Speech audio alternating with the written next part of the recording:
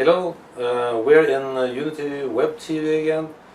My name is Einar Sørby. We're at the Unity Center, and today we have a visitor from Germany. Yeah. Jürgen Bayer. I'm not good at remembering. And they're taking to Norway a totally new kind of therapy that has been in work 25 years from before and was made of Dietrich Klinghardt. Yes. And I want him to fill me in a little bit about what it is. And we're talking about psykokinesiologi. Am I saying the right word? Yeah. Yes. Okay, can you just tell me a little bit what on earth is this? Okay. Hello everybody. Down to earth, usually it is a way to get into a dialogue with a client using not the normal verbal communication, but using the muscle test, basically as a biofeedback instrument, and getting into a dialogue with the client's subconscious. So what happens then is that we can come to the source or the origin of difficult, unresolved soul conflicts or traumata, yes, and things like this. And when we've found the source and the origin, then we use neurological techniques to detach them from the diminishing effect in the whole system. I mean the whole nervous system, the whole organ system, and even the whole light system of the person, so that the trauma does not have any diminishing effect anymore. That the people just don't suffer so much anymore on their trauma from the past. Okay. Basically that's what the psykokinesiology is able to do on trauma work, for instance. Can you tell me a little bit how it works? What do you do in practice? In practice, what we do is, first of all, we look at the client's muscle test as being a very precise and fine instrument. An instrument we can really get stress data from, as the same as we use very expensive biofeedback machines, showing the temperature and the moisture and all these changes in the body. And we also can use the muscle test to see the stress signals. But what is very important before, and this is what Klinghardt really made outstandingly good, because he is also a medical doctor,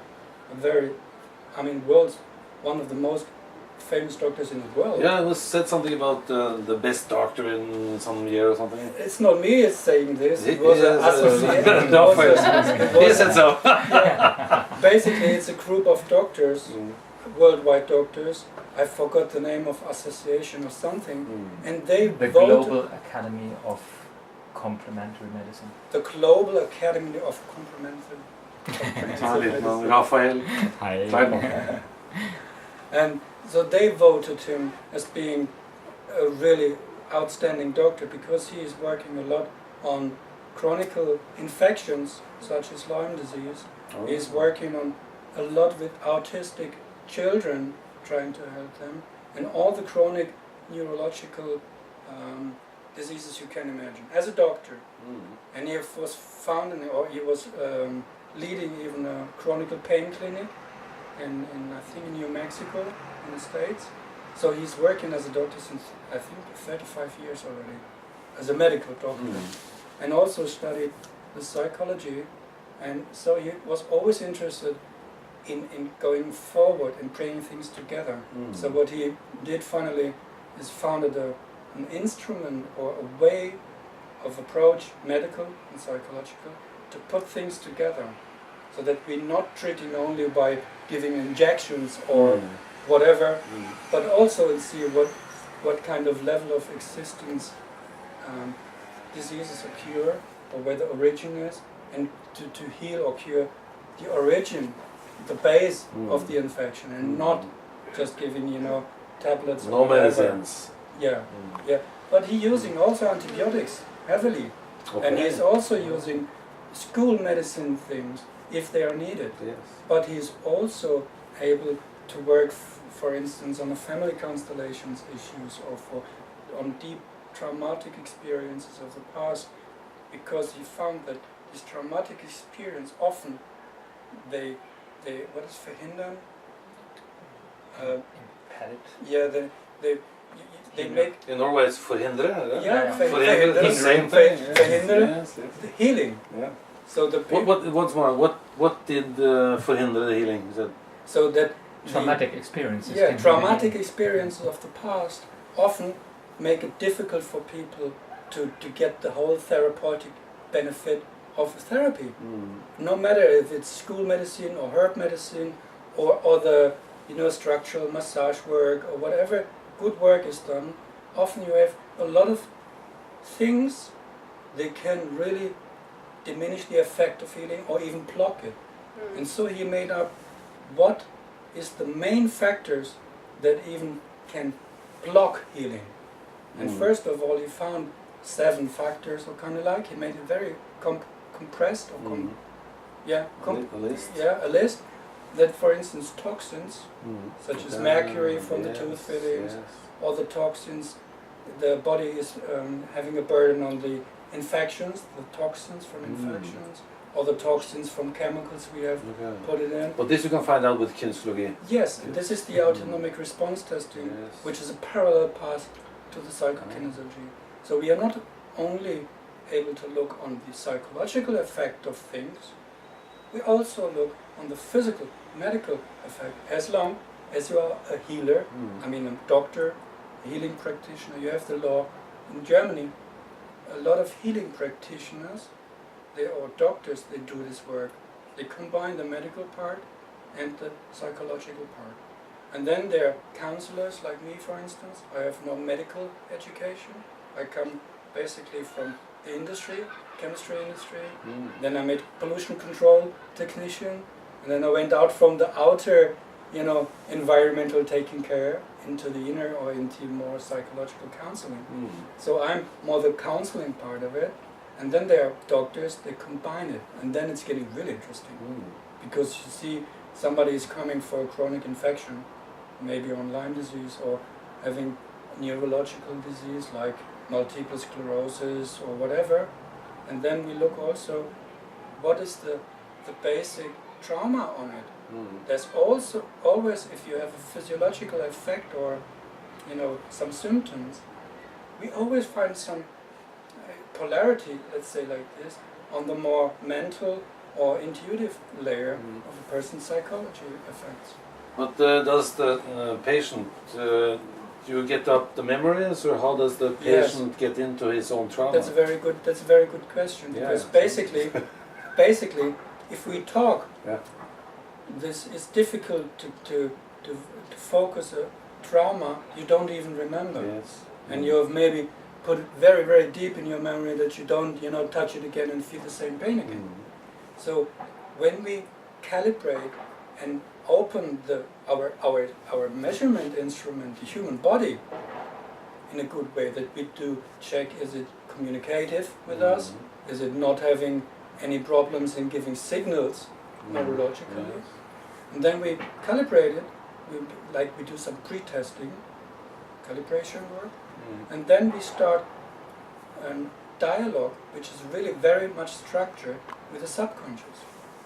So for instance, when we have the pre-testing done and the muscle, the client is good with us in communicating with the muscle, then we can, for instance, make an organ scan. So we touch, I give you an example, the kidneys maybe, and we get a stress signal. And then we know, for instance, from Chinese medicine, it's more than 5,000 years old, that to each organ there's connected a specific, let's say, room or area of feelings. As we say, fear goes on our kidneys. Or in German we say, there lies something on my heart. Or there is a little, how you call this little insects running over your liver. Some bug is running over the liver. Some bug is running over my liver, basically describing I'm angry. So we know that specific organs have specific feelings, mostly to be expressed on the organ. So we check on the body's stress signals on the organs to find the specific feeling, what is active now. And if we have the specific feeling, we go on the timeline and we find out by structured questioning what time was this trauma occurring? And then we clear out the circumstances, like was it connected with the person you are having arguing with, or with a mother or with a father you would have problems with, or was it with the self-esteem you had to deal with, or maybe even a place or a house or an accident like you had just before with a bombing. Can you find all of these things from kinesiology? Yes. You can see if it is your father or your mother? Yes, sure. Yes. Sure.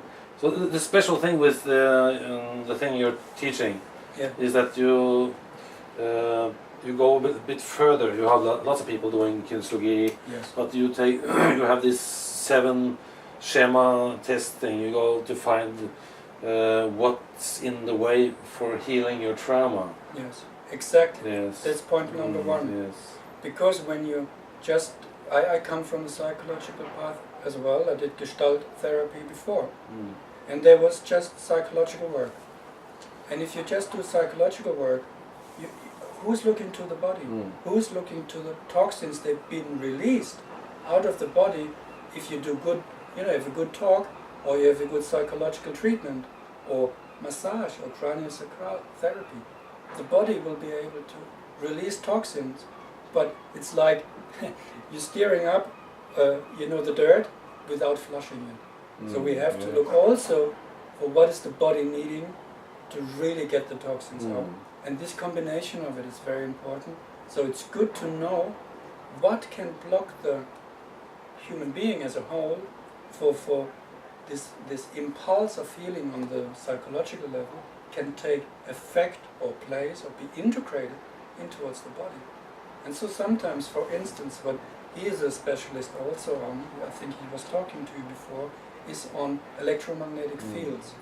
When you have strong artificial electromagnetic fields, such as the mobile technology, such as the, just the socket low frequency electromagnetic fields, they often block the neurological system. And if the system is blocked, of course, your cells and your organs don't know really what to do with this new impulse of healing. And they cannot really integrate it or build up even, sometimes the body tries to build up even new tissue. Yeah? So since we just have 2 minutes time, and I'm getting now really excited to this work what we do, because it's so full of such a full range of things. I really highly recommend that people get in touch here with Baldron, my friend, who made this all possible, and they do such a good work in bringing different schools and different thinkings together and see what is the matching point to all and how we can benefit from it. Yes. Okay, so the main message now is that you're going to teach people in Norway these techniques. For sure. And if you want to look into it, you can look at the website for Baldron, baldron.no. And baldron.org. Baldron.org. Both. Yes, we have had lots of interviews with Baldron before, so you can look into that. Okay, we have this 15 minutes limit. How much time do you have left? 1 minute. Okay, then I think just have to cut it off here. And Gudrun, you didn't come in, but you have been. No problem. she's the good soul that's next to me. his wife. And thank you for being invited. Yeah, well, thank you for the interview. It was nice, very interesting things here. Yeah, thank you very much. much. Okay.